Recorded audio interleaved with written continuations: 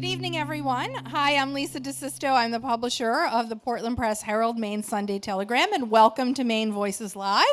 We have a sold-out event tonight, so kudos to you for getting your tickets early. Apparently, people are waiting outside trying to get in, so that's cool, right? So as we do at Maine Voices Live, I would like to begin by thanking our sponsors. And first, I would like to thank Hub Furniture for providing our set. Now, normally we don't have two guests. We usually have one. So it's going to be interesting to see how cozy things get on the love seat. But we can look forward to that. And then, of course, if you'd like to purchase that, it's available at Hub Furniture. In the love seat or the solo, I think that's going to be the Ray Ruthier chair. So thank you to Hub. And also to the Press Hotel, who provides accommodations for our Maine Voices Live guests. So thank you to them. And I also, I'm on the wrong side. I would like to thank our series sponsor, Portland Downtown. And I know we have a crew from Portland Downtown here tonight somewhere. There's Casey Gilbert right up there. Welcome. And they provided the lollipops, which I see many of you are enjoying. They are a nonprofit business improvement district established in 1992, and their core mission is to keep the downtown clean and safe while promoting it as a vibrant business, residential, and tourist destination. I think we would all agree that they're doing a fantastic job. Their mission is achieved through activities including the Summer Cadet Program and the tree lighting in Monument Square. They have a full-time staff of 4 folks and an active board and many volunteer committees. You can check them out online at portlanddowntown.com. So thank you to Portland Downtown. I'd also like to welcome a new sponsor, AAA, North America's largest motoring and leisure travel organization. They provide more than 56 million members with travel, insurance, financial, and automotive-related services. I am a card-carrying member of AAA, and I thank them. With 19 offices throughout Maine, New Hampshire, and Vermont, AAA Northern New England is a not-for-profit, fully tax-paying corporation. We also thank them for that. And services such as an advocate for safety and security of all travelers. You can find them online at AAA.com. Also, when you leave tonight, they are distributing this beautiful Cunard travel or cruise collection. Thank you. So if you're thinking about cruising, who wouldn't want to go on one of these lovely ships? If you do find the need to leave Maine, you should maybe talk to AAA, but you might want to think about it twice, because really, who wants to leave the state? It's so awesome. And I would like to thank our presenting sponsor, who's been with us from the beginning, and that's H.M. Payson. For more than 160 years, H.M. Payson has been an integral part of the Portland community and supporting arts and the free exchange of ideas and viewpoints, which has never been more important. So they love to sponsor forums like these that celebrate, serve the greater Portland community, the state of Maine, and all its citizens. So thank you to all of our sponsors. Thank you. I would like to say there is one more single seat right down front. I'd just like to point that out. And there's also another one right here, and another one next to Carol Jean, who works in our advertising department. So that's 3 seats. I also think there are a couple. Look at it. It's just like at church. Just like at church, we've got some singles. If you can break up your crowd, there's probably like 5 more seats inside. So, okay, now it's time to introduce our guests. Bob Ludwig and Adam Ayan have won 12 Grammy Awards between the two of them. They've worked with a who's who of rock and pop stars, including Bruce Springsteen, the Rolling Stones, and Elton John. How cool is this? This is so cool. They are master engineers who work mostly anonymously at Gateway Mastering in Portland, which I bet 80% of you have no idea where it even is. Hopefully they'll reveal that. As engineers, their job is to put the final creative touch on recordings of songs and albums, and their job is to listen for distortions, hissings, imperfections, and make the necessary adjusts to smooth it all out. It is a low-profile but high-reward work. From 2013 to 2015, Bob won 3 consecutive Album of the Year Grammys for recordings by Mumford & Sons, Daft Punk, and Beck. And Ayan won a Grammy in 2005 for the Best Historical Album category for the complete Library of Congress recordings by Adam Lomax. And he has won 5 Latin Grammys. From country to classical, from hard rock to Americana, it's hard to go a day listening to the radio or Spotify and not hear something that they have worked on. Tonight, they'll have a conversation with Press Herald reporter Ray Ruthier, who's been a features writer at the Press Herald and Maine Sunday Telegram for 22 years, covering entertainment, pop culture, lifestyle. He's interviewed authors, filmmakers, actors, politicians, historians, comedians, and now tonight, master engineers. Please welcome to the stage Bob Ludwig, Adam Ayan, and Ray Ruthier. Thank you. Thank you, Adam.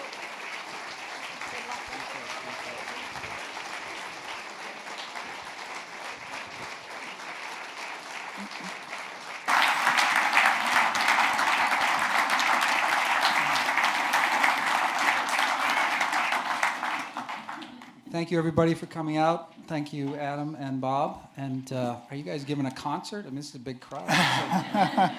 Usually you work by yourselves, right, in front of your control panel. I thought the first thing we could maybe talk about is what mastering is, since to a lot of people it's kind of foreign. And I know that you guys have both described mastering over the years as being the final step in the creative process of making a record. That the songs, the vocals are recorded, vocals and music are recorded somewhere else, and then a mixing engineer mixes those elements together, and then somebody sends you guys an almost finished album, and then it's your job to listen to and make adjustments. So let's just suppose I'm Bruce Springsteen, or I'm Beyonce, or I'm Carrie Underwood. No, I'm Bruce Springsteen. Let's suppose that I send you my latest album. You play track 1 in your studio in Portland. What do? What are you listening for? What kinds of things can you change? What technology do you use to change it? How do you do that? Well, can you hear me okay? Yeah. Good. No. Is the mic working all right?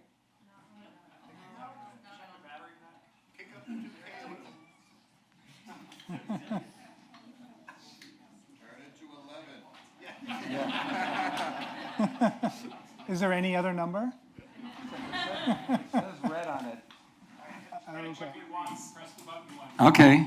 Oh my God.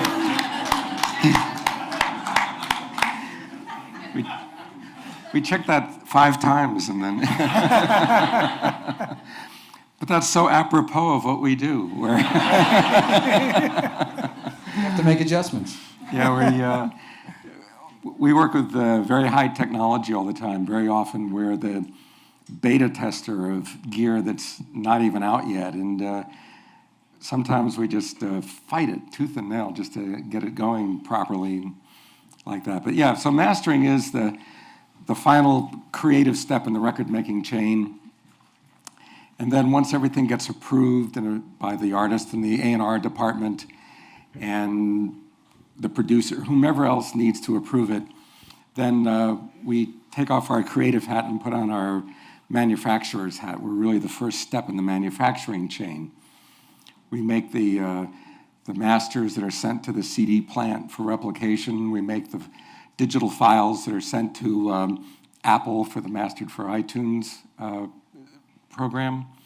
And then we also make high-definition digital files for sites like hdtracks.com. And then we also make the high-resolution digital file from which the vinyl disc is cut of our projects.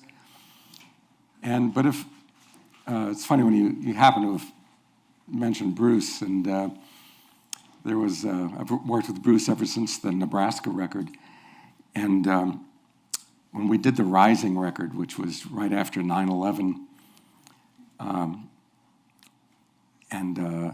he and his manager, John Landau, came in off the Sony. They flew in on the Sony jet, parked out in the tarmac at Portland, and came in, and they handed me the tape, and we have this little client room, and that's where they usually look over artwork and make decisions, and just basically it's a room they can hang out instead of my studio.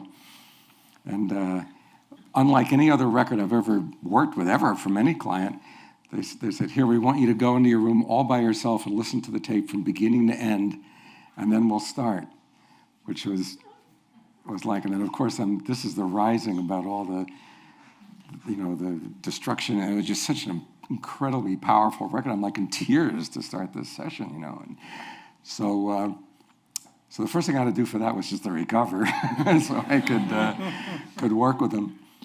But the first thing you do is you put the tape on, and the first thing you might say is, wow, this tape is really highly compressed, which means that there's not much dynamics happening on it. And there may not be too much I can do about that, because once they've done that, you can't undo that.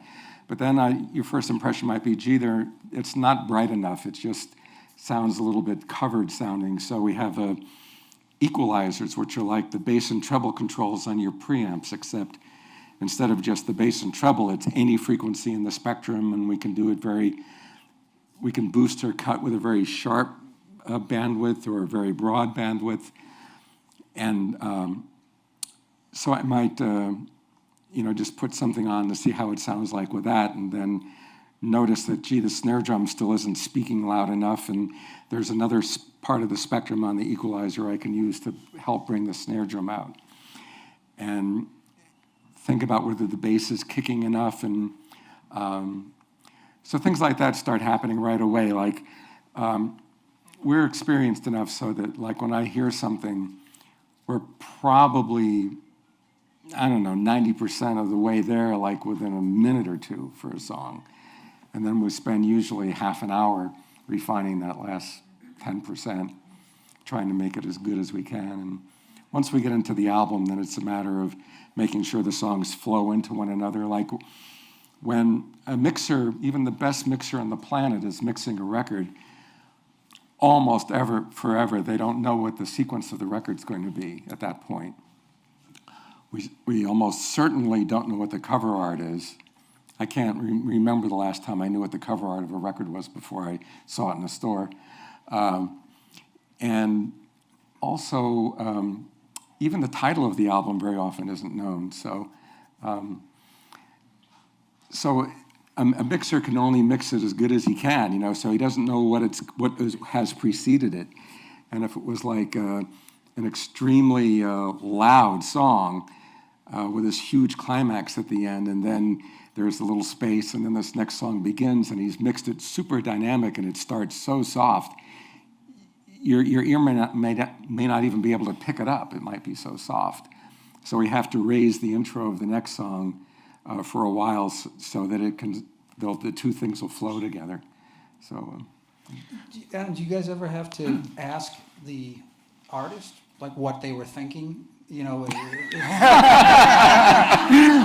that a lot. I don't mean that necessarily. What were you thinking? But like Bob said, you know very little about anything else about the album except what you're hearing. Yeah. So is it helpful to know what the intention of a song or a flow of songs or a sequence of songs is when you work on them? Sometimes it is, especially if a client attends, they may be able to tell you that face to face what their overall vision is of the album, and maybe some of the meaning of the lyrics and that sort of thing, and that can be helpful. But as Bob said, most of the time we don't even sit and listen to it as the mix stands unprocessed. We just dive in and start working.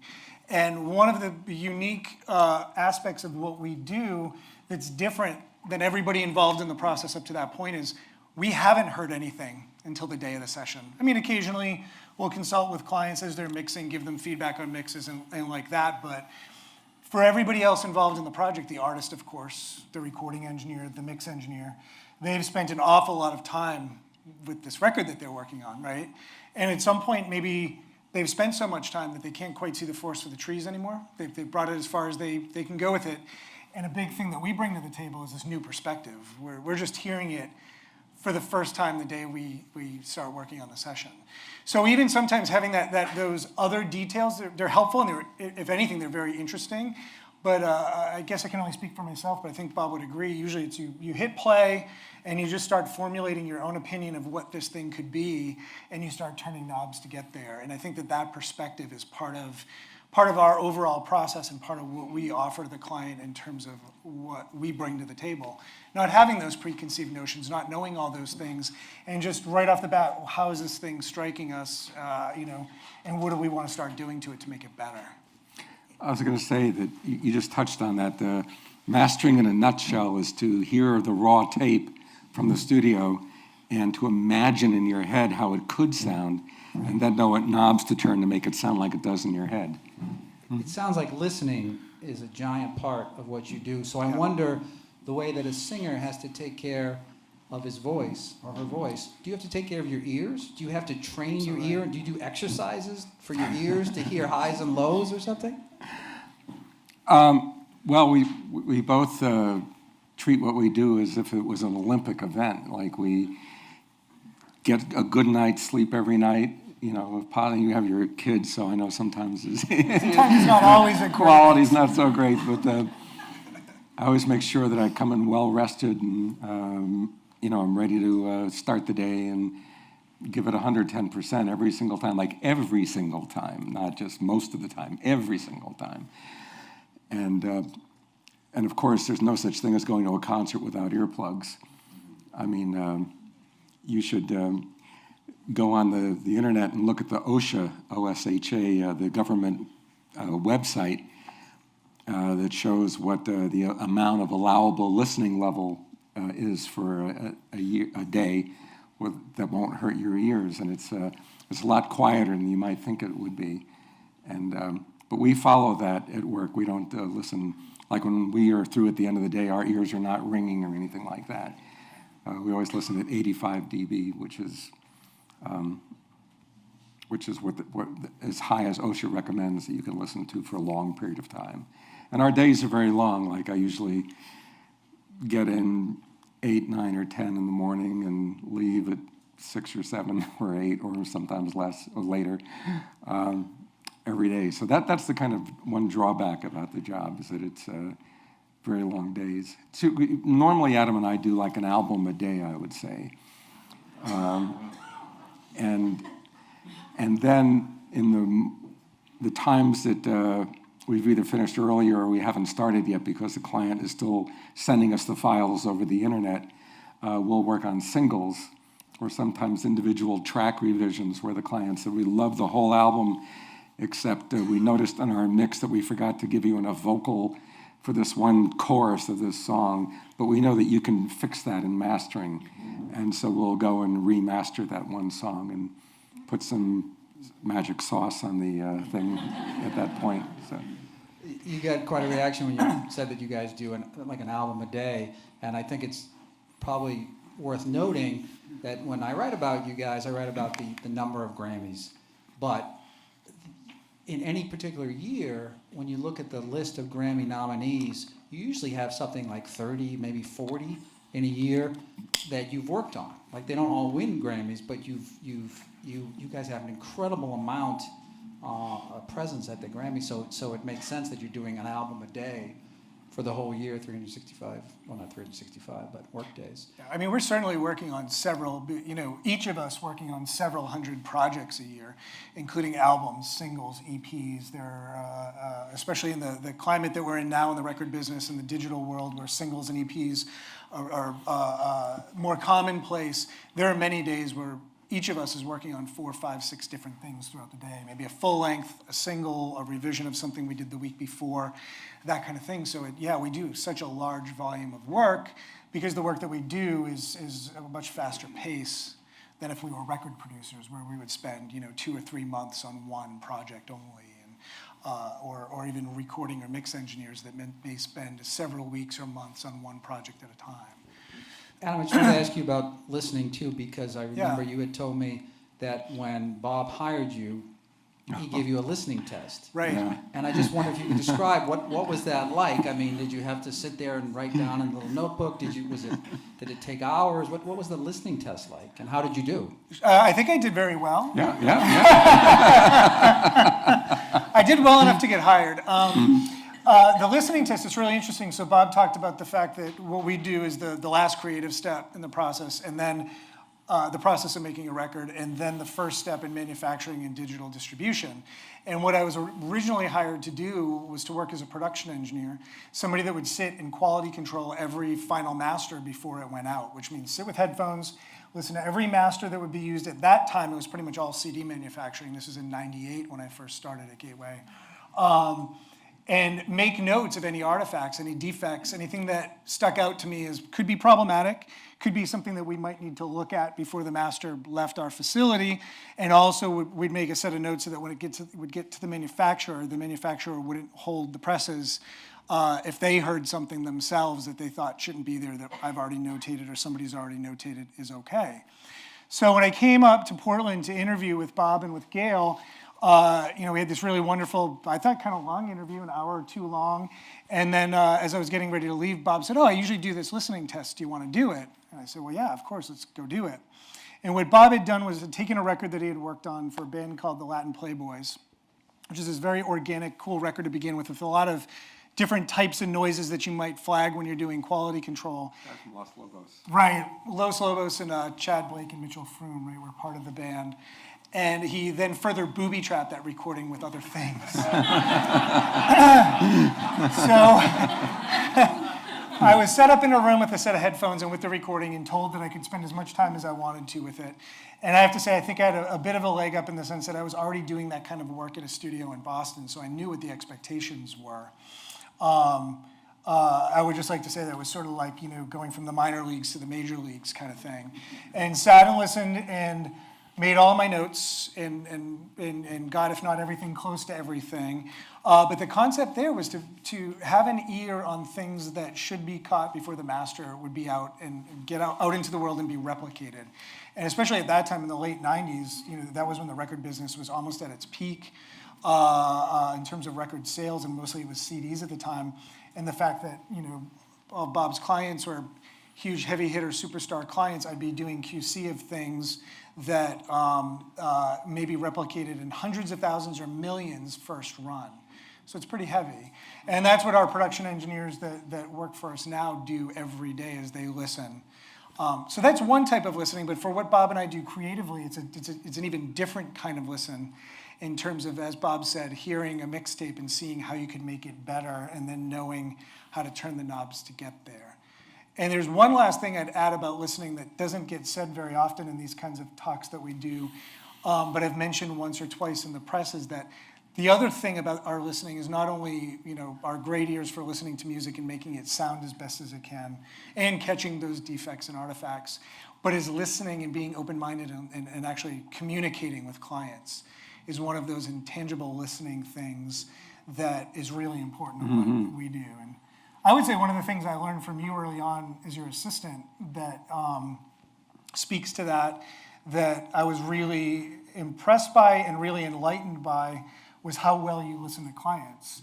And you kind of imparted that on me as your assistant early on, 16, 17 years ago. Sometimes a client would get a reference and they'd call or they'd email and they'd say they'd want something different. And as Bob's assistant, then I might see it and say, I don't know if I agree with that, and I don't know, we'll see if Bob agrees with it.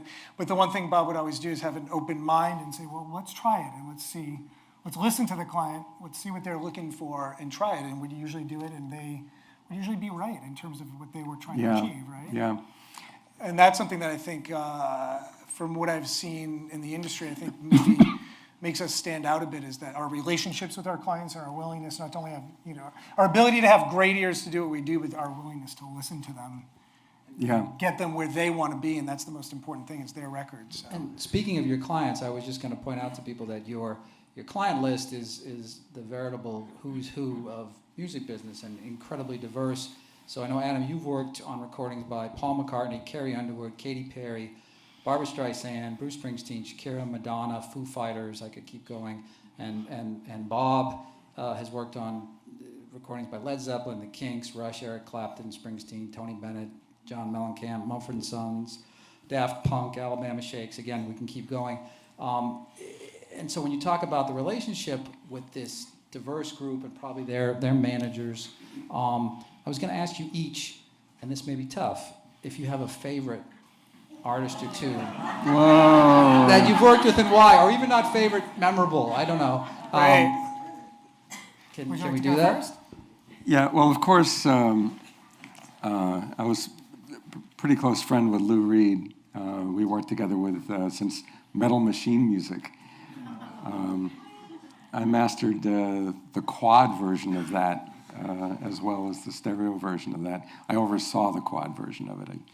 That was done at the Union lathe at RCA. You might explain quad for young people. Oh, yeah, Remember it's an early version of surround sound with 4 speakers. Yeah, thanks, Ray.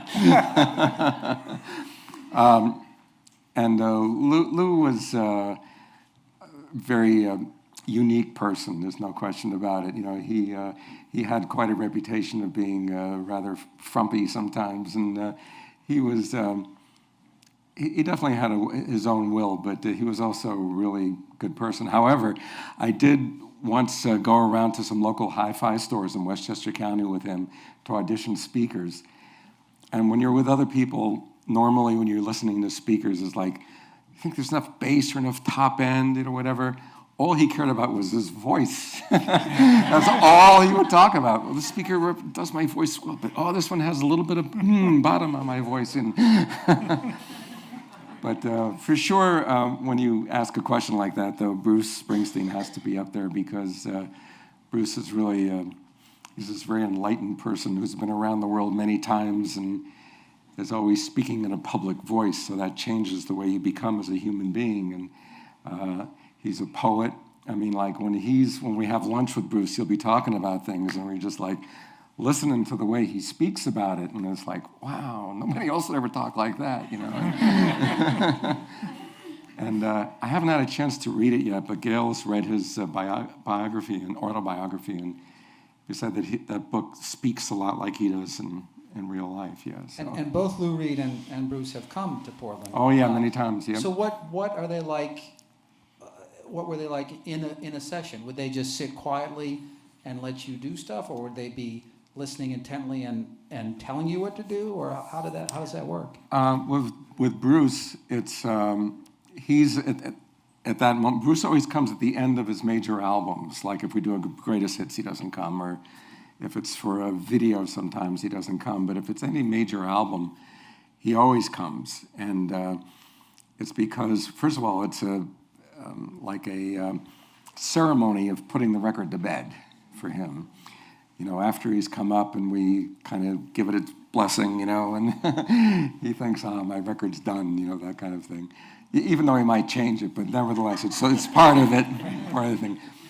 Yeah, when we did the first live record he did, live 1975 to 1985, it was called, you know, unlike now, up until now, there was nothing live of Bruce that was on the air for all those years. And so it was a very big deal, and they started replicating the record, and he decided he wanted to remove some of the talking that he had done between 2 songs and had him recall it all. All the manufactured records? Yeah, just to do that. But if you look at the records, it doesn't say copyright Sony, it says copyright Bruce Springsteen on it, you know. He owns his own master, so I guess he can do what he wants to do. But yeah, so he'll listen to the mixes as they're going down. His main thing is he almost assumes I'm just going to take care of the mastering and the sound of it. And, you know, a lot of times he'll go A, B between what the flat mix was and what I've done. And he always goes, yeah, that's good. Occasionally he'll make a comment, but most likely he doesn't.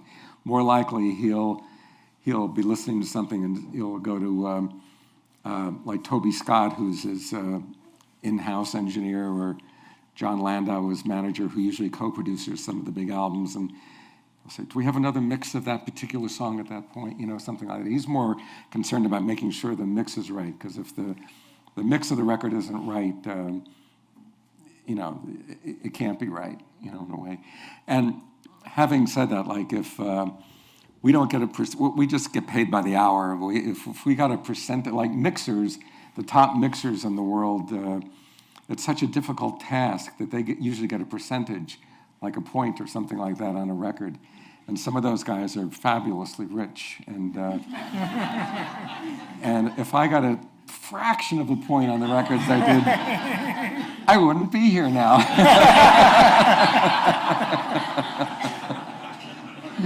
So.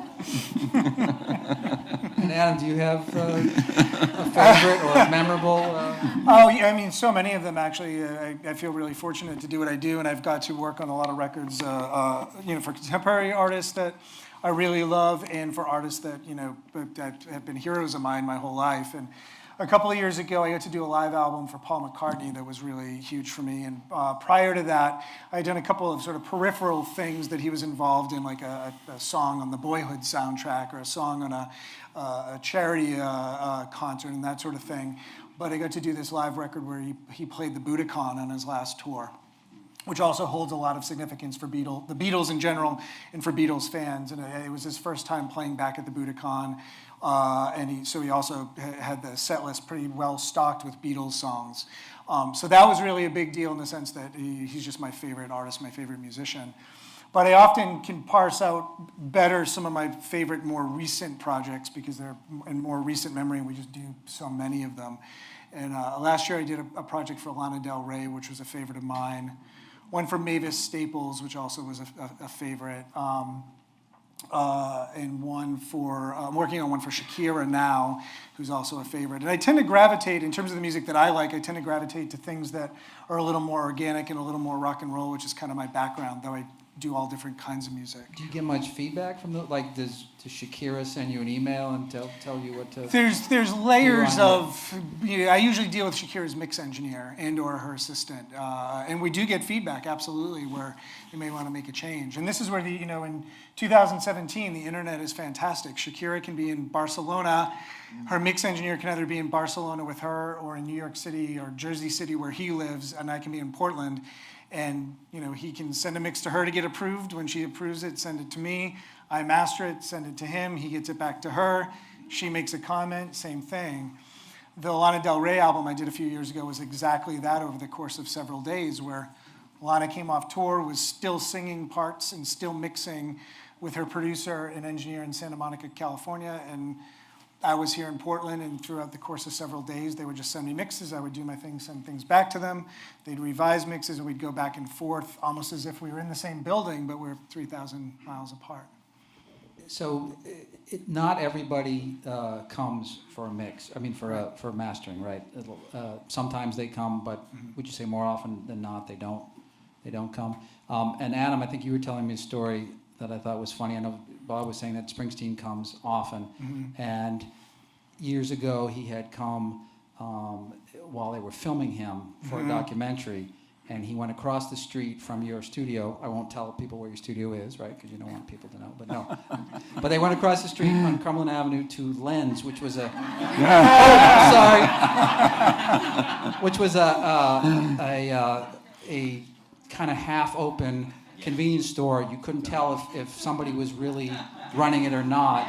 And they filmed Sounds like some people know what Lens was here, right? And they filmed Springsteen looking in the window and making comments. Of all the boots that were in the window. Yeah. The used boots. The used boots, right. And then I guess after that appeared in the film, years later, he came back to visit you guys, and he went to Lens while it was open. Yeah. And Adam, why don't you tell people what happened to him when he went to Lens? And I think you were there at lunch as well, Bob. This is one of those lunchtime stories, right, with Bruce, where he decided to leave and go over to Lens because he didn't get to see it when they were filming for that documentary, which was before my time at Gateway. And he came back and started to tell us about how he walked in, and the first thing Len said to him was, "Bruce Springsteen's been to my store before." And Bruce looked at him and said, "Really, the boss? You're kidding?" And proceeded to have a conversation with him. And as you said, the way Bruce is like a poet, a storyteller, he told this story so wonderfully to us up in our lounge that he just played. He never, ever let on who he was and had a conversation with Len. Let Len brag about being in Bruce's movie. Then Bruce said his goodbyes and came back and told us the story. The Legend of Springsteen. Yeah. And another story that I always thought was funny was years ago when Eric Clapton had come to town to master something with you, and we had gotten a call at the newspaper, and somebody said, Eric Clapton is having a hamburger down at Ruby's Choice, which was a little place on Commercial Street. And we said, no, there's no possible way. You must be somebody else. But then a couple days later, Bob tells me, oh yeah, he went there. I sent him there. So why did you send Eric Clapton to Ruby's Choice? That's a great story. This will date it for sure. Eric's such a great artist. We just finished this DVD of him live at Royal Albert Hall. It's just phenomenal. It's with JJ. Oh no, the one that just came out. We did one recently, but an even more recent one was live in San Diego featuring JJ Cale before he passed away, and it's just phenomenal. And Steve Gadd is playing drums on it. And when I was at Eastman, Steve Gadd was one of my classmates at Eastman, so we've known each other for years. But anyway, so Eric came from the UK to do this album. It was the one that happened not long after his son had passed away. And so it has some very heavy songs on it. And but at any rate, he flew over on the Concorde back then. Remember that? How many years has it been since the Concorde's not around? It's a while now, right? Early 2000s, right? Yeah. Flew to JFK, then took a puddle jumper, right, from there to Portland, a prop plane. And he came off, and at the time, it was mad cow disease was happening in the UK. And so Eric comes in the door and says, "Hi, I'm Eric," and I say, great to see you. And the first thing he says is, "Where can I get a really good cheeseburger?" And I says, "Well, we happen to have one that says that they're one of the world's best cheeseburgers, Ruby's Choice." And he says, "I think I need a cheeseburger first." So we drove him down to Ruby's and came in. And of course, we used to enjoy cheeseburgers from there. And Eric had it there, and he ordered it and ate it. And I says, "Well, they say that's one of the world's best cheeseburgers. Do you think it is?" And he says, "Yes, in fact, I think it's tied for first," he said. And the one that is the other first is from Los Angeles. It's the polar opposite. It was like was it called Fat Burger or something like that, which is just nothing but grease and everything, whereas Ruby's was, handmade buns and organic, So just the two polar opposites. You thought they were both number one in the world, so. So it was great. And I think we have time for one more question before we turn it over to the audience for questions. So I was just going to ask each one of you if you can recall maybe the first Grammy you won, or just a memorable, what's it like to win a Grammy? If you remember, who you were on stage with, who presented it to you, who was sitting in the front row, just what was that like? Adam, can you talk about? Yeah, sure. So that was in 2005. For Best Historical Album for this Jelly Roll Morton box set that I worked on for Rounder Records, actually, and the Library of Congress. And we went out to the Grammys, myself and my wife, and Bob was there as well, and he was up for one as well. And it was during the pre-broadcast, which is when they give out 90% of the Grammys anyways. And I remember a couple of things about it. One, I remember how hard my heart was beating when they were about to announce it. And that doesn't change. I've had that experience a few times. And then I distinctly remember, because, and this has been a great thing my whole life, having the last name Ayan, having the last name that begins with an A, they named my name first. So in grade school, it always meant I was the leader that walked, the line down to the lunchroom or whatever. But they named my name first. And I remember getting up and giving my wife a kiss, and Bob saying congratulations to me. And I remember getting halfway to the stage and not quite stumbling, but stopping myself for a second. And the thought that went through my head was, they did just call my name right now, right? I'm not going to make a complete fool out of myself and walk up there and have them be like, "Who the heck are you?" So fortunately that wasn't, but that honestly, I think I stopped in my tracks for a split second and that thought went through my mind, because how embarrassing would that be? But no, and indeed I did get it, and along with the other folks that were involved in the project. And Steve Vai was the person that presented it along with, and the woman's name is going to escape me at the moment, but at least at the time, a famous news anchor was the co-host for the pre-broadcast, and her name's going to escape me. And then, got the Grammy, then they take it away from you because those are all decoys. They send them to you later in the mail. And I still have, somebody in our group handed to me after everybody had seen it, and I just kind of put it in my pocket, the official envelope. I still have that at home. So that was a nice keepsake for the first one. So it was kind of a whirlwind after that. Bob, you... It was great. Well, just so everybody knows that, I've been mastering since the late 60s, and we were never eligible for physical statuettes until the 2000s. Actually, the historical Grammy was the first one mastering engineers were allowed to get, and that was the late 90s. But then it became finally Album of the Year, and then Song of the Year, and then Record of the Year, I guess it is. Right. And then Best Engineered, finally. You'd think, ironically, that you'd get the Best Engineered would be the first category we would have gotten, but no.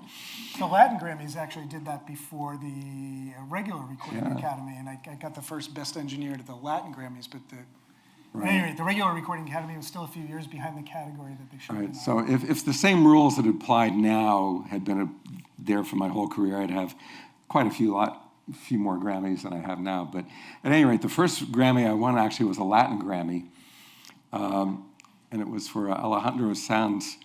And I actually went to the ceremony, which was, I think it was in Las Vegas.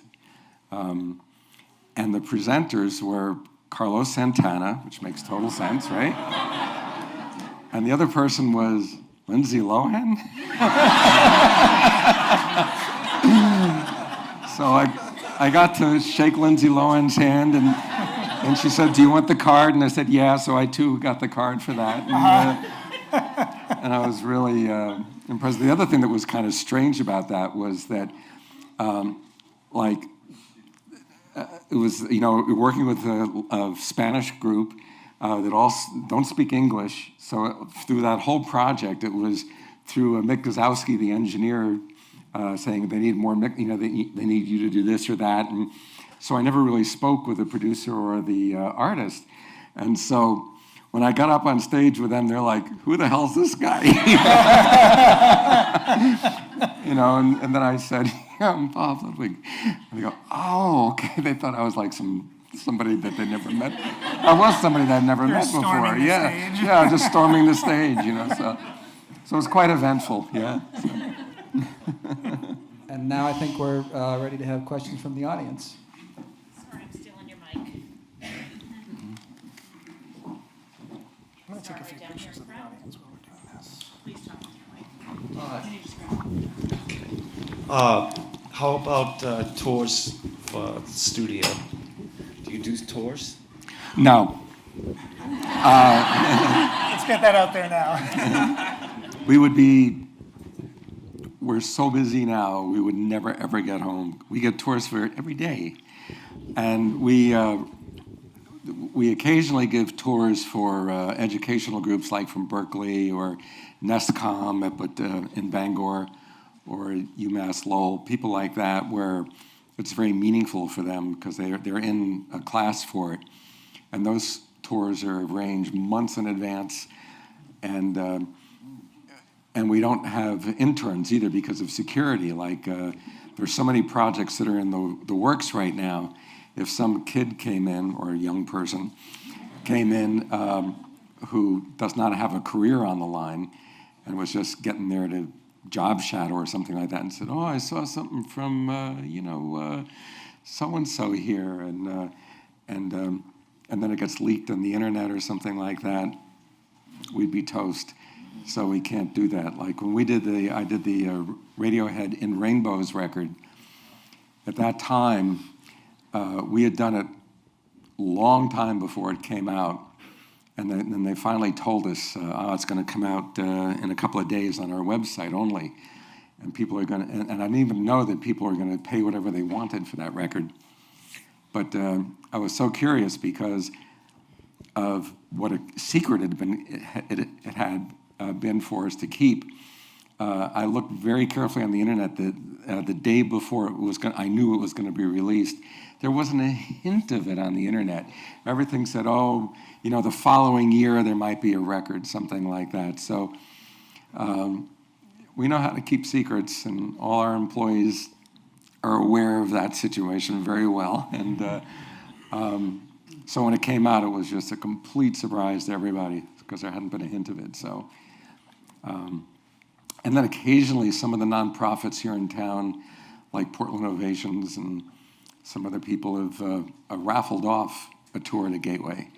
So people get to pay the nonprofit, a charity for our tour, and we give them that. So it's one way of getting back. The other way I give back to the community is through making, occasionally I'll do some pro bono recordings of some local classical groups like the De Ponte or Martin Perry up in Brunswick or Annie Antonakos or Laura Cargill, the Portland String Quartet a long time ago I did. So. Have another question right here. Mm-hmm. Hi, so can you talk a little bit about working with the Daft Punk album? Because I heard a story about how it was driven from California to Portland to have you master it, and I was just wondering if it was like any different. Yeah, I saw that in the documentary about that. I didn't know anything about that being true. But could have been. First of all, to totally confess, I hadn't even heard of Daft Punk before they were booked in. And I thought it was just another group, and so Thomas from the group came, and we did this session. He's a very intense person who knows exactly what he doesn't want. Sometimes doesn't know what he wants, but he certainly doesn't know what he doesn't want. And they had already been working on that record for a long time, and they mixed it in 5 different formats simultaneously. They mixed it in direct stream digital. They mixed it on high resolution PCM.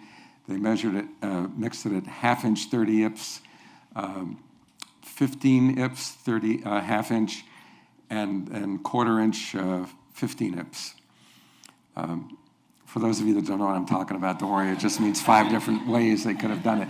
All these are professional formats that sound a little bit different from one another. And thank God they listened to most of the differences themselves before they came in. But Mick Gazowski, the great engineer, and Mick and I go back to Eastman School of Music. He was the local hotshot engineer in Rochester when I was going to the Eastman School of Music. And I got to meet him then, and he used to be Chuck Mangione's engineer, and it was really great. Anyway, he did a fabulous job on that record, and so we got him something he wanted, and then after he was there, we knew that we already made a date for another session because he knew he was going to have to live with it for a while, then come back again, and maybe do new mixes, and maybe do a different approach. He just kept fine-tuning it and fine-tuning it and fine-tuning it. And because of the collapse of the record industry, like Gateway's, the record industry as a whole, because it's a cultural phenomenon that it's okay to steal, right? Like everybody in the culture has agreed that it's okay to steal music, So the record industry is a shadow of what it used to be. So we never thought that there would be an album with $1 million budget before, but this one did cost $1 million. But it was their money. And the guys wanted to pay for the record themselves and not have any record company involved. So at the last second, they could pull the plug on the whole thing and walk away from it if they wanted to, which I thought that was pretty cool. But anyway, after doing that session, I found out that I'm one of the few people that's seen Thomas without his helmet. And then it was a big deal. First of all, I found out that these guys wear helmets, which I had no clue about. And then, and the fact that I worked with him, and spoke to him and all that, it was really quite funny. So, but anyway, they came back several times, and he'd be going to Paris, and they lived in LA at the same time, and going all around the world, and would come back and just kept refining it. And finally, I had to teach. Thomas is somewhat of an engineer, and I had to teach him how to do a bunch of things because there was they couldn't decide how ultimately loud they wanted the record to be, and we had worked so many hours with them already, and it was like and they were happy with everything. They just couldn't, there was this one more decision, and there was a couple of steps. Like if you just increase the level of a record, it has a lot of ramifications. And so he finished that aspect of it out in France, which was completely with my blessing, and they worked from my high-resolution files and just decided how to add the extra level to the record at the end. So that's one of the few records that has 2 legitimate mastering credits on it. And this other guy, even though he just did stuff at the end, he got a Grammy for that as well, which is good because I know what he went through. I'm back here with the next question. Can you see me? Can you talk about your education and how you ended up becoming what you are today and being one of the premier masters, I guess, in the world? Adam?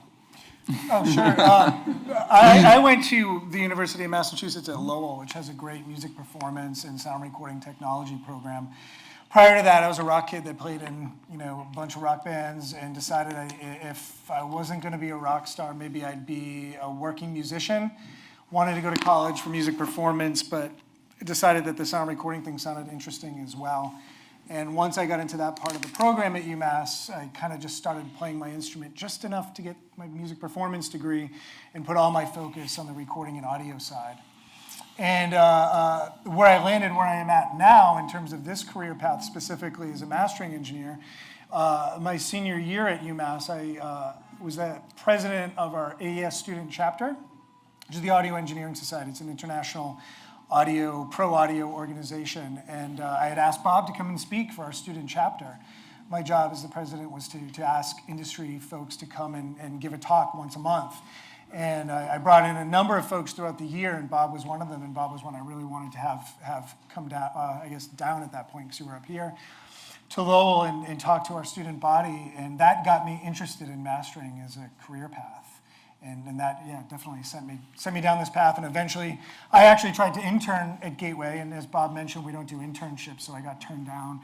But I like to say I came back a few years later and came on full time as an engineer, a paid engineer. So it was even better. The great thing was that Adam worked at a very good studio in Boston, so he really got a lot of real world experience, and there was lots of things we didn't need to train him about. So that was a really fantastic thing. When I was in high school, I couldn't decide if I wanted to go into engineering or into music, and I was the trumpet player. I was trumpet player in the Westchester Youth Symphony in Westchester County, and my co-chair was Mark Gould, who ended up being the principal trumpet player for the Metropolitan Opera for all those years. But my high school music teacher decided he said, you really should go into music. So I went into the Eastman School of Music and came in as a music educator degree for my bachelor's. And that was the most nerve-wracking interview I ever had in my life by a factor of 10. You're talking about the Grammys, they were hard pounding, and my knees were knocking. At Eastman, even now, Eastman's a great school, and it's right up there with Juilliard. It's usually number 1, in fact, in the U.S. News and World Report listings. Fantastic place right now. It's in such a good spot. But they said, I was a trumpet player, and I said, well, for the interview, you've got to play the Haydn Trumpet Concerto and the Hummel Trumpet Concerto, and I think there was some etudes that you had to learn. And I says, well, what about bringing an accompanist? And I says, well, don't worry about that. We've got people here on a piano. They play this repertory all the time. So, there'll be someone for you. So I said, great. So I was there very nervous anyway because, Eastman accepted a small fraction of the people that ever interviewed or applied for there. And it was only because I was a music education degree that I got in, because if I was came in completely on my trumpet at that time, even though I was really like the number 1 and 2 persons in Westchester County, it was like nothing compared there. One of the kids that came in there, his first job was principal chair in the Cincinnati Symphony, as soon as he graduated. So And then, as I said, Steve Gadd was there, and you know how great Steve was. So you can imagine how the other percussion players felt when they saw Steve Gadd play. You know, they're like, you know, am I in the right spot? You know. So I did the interview, and I walk into Mr. Easley's room, the guy that does the intake interviews, and I'm with my trumpet, and I'm looking for there's the piano, but there's no pianist, and I thought maybe he was going to play, and he says, okay, start playing the Haydn, and I go like, what about the pianist? He says, oh, there's no pianist. And I says, well, what about the rests in between the different passages? Just count it silently to yourself. So I'm playing this, you know, and my knees are knocking together, you know. But I guess somehow I got accepted, so that was great. And then I really loved it there. I mean, and of course, the first thing I did as soon as I could was join the recording department.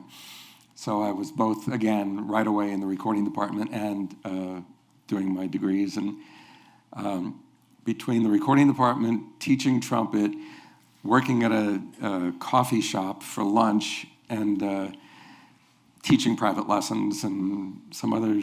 I was a staff announcer at WBBF-FM, which was a commercial classical station, midnight to 8 in the morning on the weekends. I don't know how I got through, but I did good. And then when I got my, I decided to do my master's degree there, and that was in trumpet. I'd gotten a lot better even than I was by then, and also music literature. So I know a lot of music literature, and every day, no one's going to catch up to me because I listen to new music every day. You know, contemporary classical stuff and other classical music. So I know a lot of literature. Anyway, I was also principal trumpet with the Utica Symphony Orchestra in Utica, New York, and I would commute from Rochester to there. One of my goals in life was to play the Bach B minor Mass. And I figured like 10 or 20 years down the line in my career, I would do that. And all of a sudden one day in the Utica Symphony, it says, oh, we're going to play the Bach B minor Mass. I'm like, really? Because this has this very, very high trumpet part in it that's very difficult, extremely difficult to play. And so Eastman and my trumpet teacher, they let me borrow the school's piccolo trumpet, which allows you to play that stratospherically high stuff. And we spent weeks practicing nothing but the piccolo trumpet. And we played it, we performed it twice, and it was broadcast on the radio in Utica, and it went well, and good reviews and all that stuff. But after it was like, gee, I just finished one of my life goals, you know? And so I decided that, and while I was in the recording department finishing up that same degree, my master's degree, Phil Ramone, a very famous producer who does Barbra Streisand and Billy Joel and Paul Simon, came up to teach the first recording workshop that Eastman had that was in conjunction with the Arrangers Workshop, which was a thing they had had for quite a few summers in the summer session for educating arrangers. And so the recording department was supposed to record all those arrangements so that people could hear what they were doing. And so he came up to teach it, and at the end of it, he asked me if I wanted to come work for him in New York. And I thought, you know, I think I'm done with the trumpet. And so I accomplished my goal. So I came to work in New York, and that old slogan, if you can make it in New York, you can make it anywhere. And so I was Phil's assistant for a while, and learned how to cut records, because everybody at A&R learned how to cut records. It was part of your training, and I seem to have a natural affinity for it, some genetic thing for it, where, and it's a very different discipline from other engineering. I mean, it's, especially in the days of vinyl, you had to have a lot of patience. You had to, like, perform something, all these moves, the mastering moves in real time for 20 minutes straight, perfectly. And if the chip, which is the part of the record that's getting cut out into a suction cup, into a glass jar, very often that would lose its way, and if that happens, the whole lacquer's ruined. So you had to have a lot of patience. Like after in the 19th minute, for the thing to destroy itself, you'd have to go redo it, and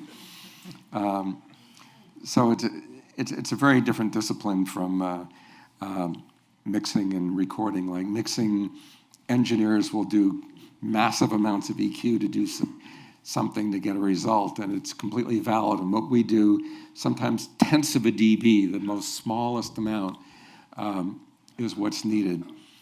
And I was telling Ray before, we kind of win in both situations. Like lots of times now, especially with the budgets cut way, way down, people are recording and the records are being mixed by their friends that just bought a Pro Tools and doesn't know what he's doing. And so probably the average sound of the average record is the worst it's been in my whole career, So we're not talking about the big names here, but the average independent thing.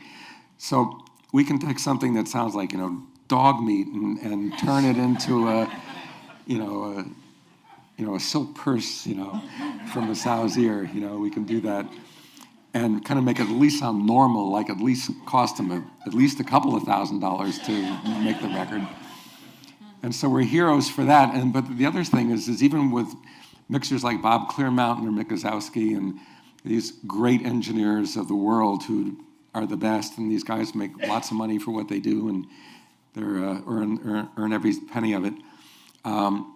Their mixes come in very, very finely honed, and usually it just needs a little bit of something. And it turns out by doing the very smallest thing to their mixes, it sounds like I've done a lot. And so everybody appreciates the very subtleties that are going on. So very often we can be heroes both ways. So it's a great thing for us. So I answered your question way too long. I'm over here on Okay. the other side, and I've got a question right here. Okay. Hi there. I was wondering if you had some advice for we musicians about things we could do in the studio that would actually make your lives easier, or is the technology sufficient enough that we can just go ahead and focus on the performance? Focus on the performance. I mean, there's so many things you could do to make everybody's life easier along the process, but as you're asking the question, the number one thing you can do is woodshed as much as you can and get a great performance, because that's 98% of your sound, is how well you play your instrument. Will make your recording engineer's job that much easier, will make your mix engineer's job that much easier, and believe me, it goes all the way down to like what we do in mastering will make our job that much easier. That's the first thing that comes to my mind. Yeah, absolutely. Getting that your performance right is the whole thing. And of all the performances, the vocal is the most important. So, if you get, 90% of your time getting the instruments right, you need to spend 500% of your time now doing the vocals right, But the thing to do is to just, if you're going to mix the record yourself, just do it as good as you can, and don't do anything that can't be undone, like compression. Like if you do a mix and you say, gee, the more I compress it, it doesn't sound as good to me now as it did before without it. But I listened to, Metallica over here with Death Magnetic, and it's so loud. My record doesn't sound anywhere near as loud. Don't be paranoid. Just leave it as it is. And, let us do what we can with it, and no record should be as loud as that record is. But, just take your mixes, evaluate it, take your playback volume and turn it up as it's designed to do, and listen to it and make sure it's as good as it can be. But whatever you do, don't do something that you can't undo, like compression. Overdo. It needs a certain amount if it's rock and roll, but not too much. There's a certain sweet spot. And if I can add just one more really quick thing, is give yourself the opportunity to work with a professional as well. Yeah, I mean, absolutely. And if you're here in Portland, you've got, like Jonathan Wyman over at the Halo, and my friend Seth here knows Jonathan well and has worked with him well. Working with a professional that does it day in and day out is going to, the technology is not going to fix problems for you, but working with a professional will make your music shine. So Jonathan is awesome. he's one of the best, absolutely. Yeah. Are you guys good for 2 more questions? Oh, yeah. Okay. Yeah. Hi, my husband and I have been listening to Derek Trucks since he was about 14 with the Allman Brothers, and of course the new Tedeschi Trucks Live at Fox Theater came out Friday with Gateway mastering on it. So I was curious about your experience with Derek, and then your comment on vocals with Susan singing. I'm interested in your experience with them. Thank you. Thanks. What a great record that is. I've done a lot of their records. Been really honored to do that. And so when we did this one, it was like, it was a long process because it was the first time that they, as an organization, had gone through the whole process themselves, and just they had to decide if they wanted to have surround sound or not. And when they did, they decided, what should we do? And they ended up having me do it from elements that they sent me, and there was like a lot of back and forth with that record, but it really finally came out great. And then Susan's one of my most favorite singers of anybody. And so, when I was listening to the record as a fan as well as an engineer, and, she just, every phrase she sings is just a delight, and she's just one of the best singers ever. And so it was great to finally see the record finally come together, because it would spend a long time on that record because they kept revising things, and it was all well and good and came out fantastically, I think. And you should definitely see the video of it. It's great. Yeah. Hey guys, this question is for either of you. I'm a composer, producer for TV and film, and a major issue that I faced over the last 10 years or so has been, you briefly spoke about it, but the loudness wars, and it's out of control, and I'm just wondering what your take is on it for, were you guys, the mastering engineers, part of the problem, or was that just something that was handed to you, like, I need this to be louder, you have to make it louder, keep making it louder? That's my question. And do you agree with it? Obviously, Bob does not. But do you think that that makes a difference or not, or that's just people saying, I perceive it to sound better because it's loud?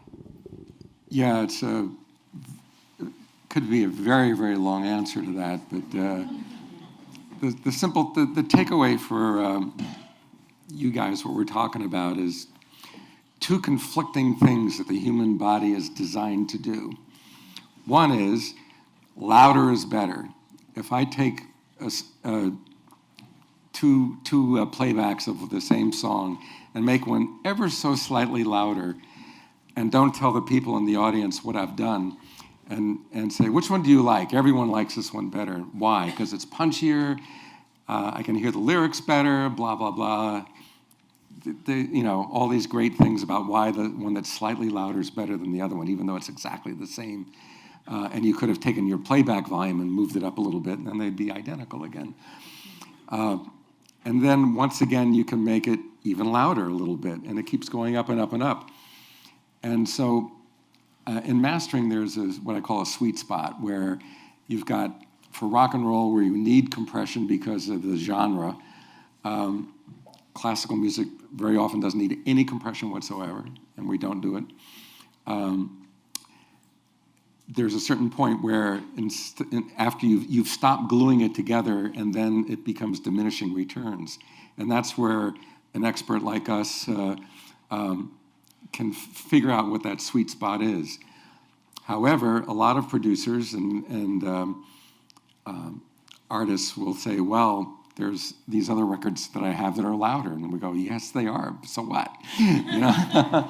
And there are A&R people, the people at the record label, and who think that a louder record broadcasts better, in spite of the fact that every broadcaster that I have ever spoken with, including Tony Mastiello, who's the head of XM Sirius Satellites, and the top people, Bob Warban, who invents the things that does compression for radio, they all say that the less compressed, the better it broadcasts, and that's the truth. But A&R people don't know that, and they can't be educated because they just, their last record was a hit and it was loud. So, and the problem is that the other thing that the human body is designed to do is the fight or flight thing that we have from evolution, where if there's a little event behind our ear, we say, is that a tiger or is that the wind rustling, right? And so we pay attention to very finite events, the dynamics, if you will. And the way the brain is designed is as things get louder and louder, there's less transients and less events happening in the music. It's all being flattened out. And then the brain's designed to ignore that because it's got to take its time to keep that flight or flight mechanism going for things that might actually kill you, right? So it learns to ignore it. So these really hot records, when you're through, well, that was a great listen. Do you feel like listening to again? No, I'm a little tired. Let's listen to something else, right?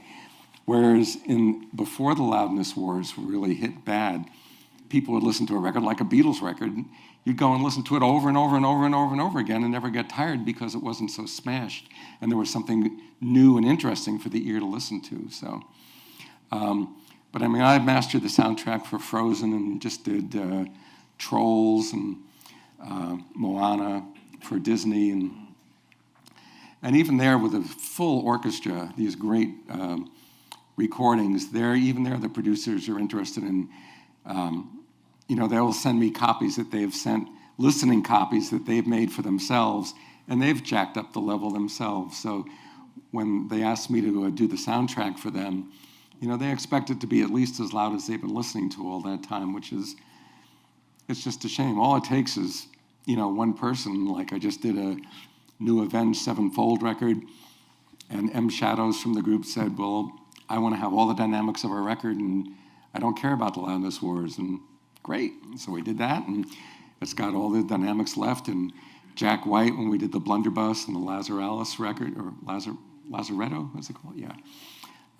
He didn't want to have any unnecessary mastering, compression added to that. And both of those, Blunderbuss was up for Album of the Year and sold fantastically well, broadcast perfectly. And, as an example of things I could show my clients, like, go listen to this.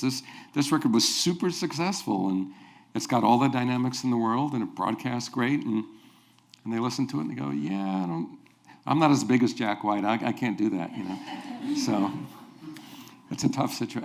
Obviously, I could go on forever about this, right? But I think that's the end. So I want to thank Adam Ayan and Bob Ludwig. Thank you.